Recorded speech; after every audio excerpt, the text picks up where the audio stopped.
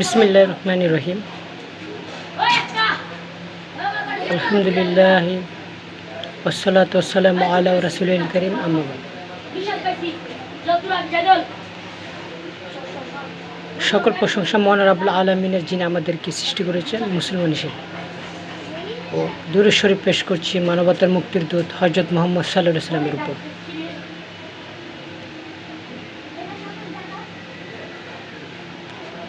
গভীর শ্রদ্ধা করে স্মরণ করছি বৈষম্য বিরোধী ছাত্র আন্দোলনে যারা শহীদ হয়েছেন, তাদের আত্মার মাগফিরাত কামনা করছি।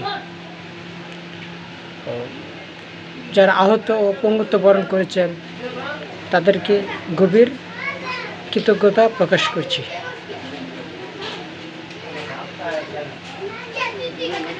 দ্বিতীয় স্বাধীনতার প্রায় 40 থেকে 50 দিন পার হলো। আমাদের দেশের পরিস্থিতি কতটুকু উন্নতি,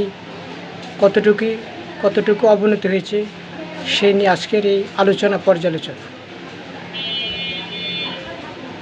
আজকের আলোচনার শুরুতেই আমরা পরিবারতান্ত্রিক রাজনীতি বিষয় নিয়ে কিছু আলোচনা আপনাদের সামনে পেশ করব। প্রথমে বলছি, পরিবারতান্ত্রিক রাজনীতির মধ্যে আওয়ামী লীগ এবং বিএনপি এবং জাতীয় পার্টি, তাদের রাজনীতির দ্বারা, তাদের রাজনীতির নীতি আদর্শ পরিবার নিয়ে। তারা পরিবারের বাইরে তাদের কোনো আদর্শ নেই, নৈতিকতা। আমরা বৈষম্য বিরোধী ছাত্র আন্দোলনে এই বৈষম্য দূর করতে চাই, যে আর আমাদের বাংলাদেশে কোনো পরিবারতান্ত্রিক রাজনীতি থাকবে না। আমরা এই পরিবারতান্ত্রিক রাজনীতি চাই না, যে নেতার ছেলে বিদেশে গিয়ে লেখাপড়া করবে আর নেতার পিছে কর্মী সারা জীবন ঘুরবে, আবার ওই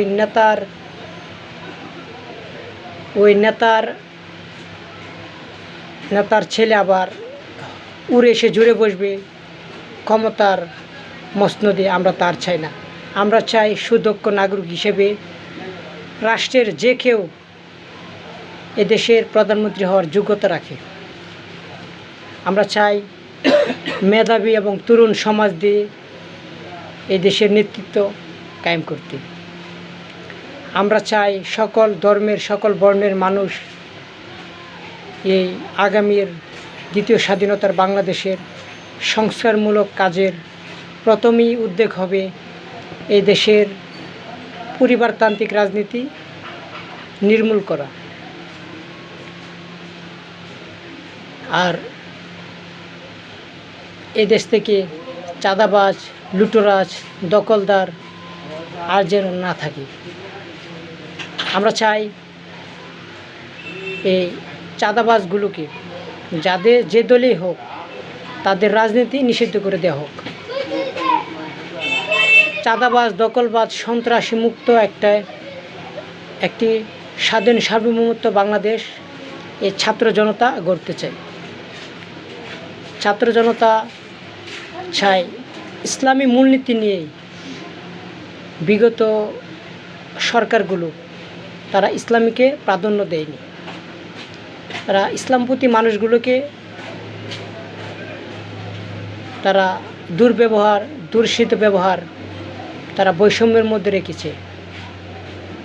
আমরা চাই আগামীর বাংলাদেশ মালয়েশিয়াতে যেভাবে ইসলামকে প্রাধান্য দিয়ে, যেভাবে সুন্দর, আধুনিক, সার্বভৌমত্ব, বৈষম্যহীন রাষ্ট্র করেছে, ঠিক মালয়েশিয়ার মতো আমাদের বাংলাদেশকেও ঠিক ওইভাবেই আমরা গড়ে তুলতে চাই। আমরা চাই ইসলামিক আদর্শে একটি বৈষম্যহীন রাষ্ট্র। আমরা এই আশা ব্যক্ত করছি যে ডক্টর মোহাম্মদ ইউনূসের অন্তর্বর্তীকালীন সরকারকে আমরা এই আহ্বান জানাচ্ছি, তারা দ্রুতই সংস্কারমূলক কাজগুলো করে একটি সুন্দর, নিরপেক্ষ, নির্দলীয়, রাতের ভোট যাতে দিনে না হয় আর দিনের ভোট যাতে রাতে না হয়, ওই রকম একটি গ্রহণযোগ্যমূলক নির্বাচন দেওক এই আশা ব্যক্ত করে আমি আমার সংক্ষিপ্ত বক্তব্য শেষ করছি। আসসালামু আলাইকুম রহমতুল্লাহ।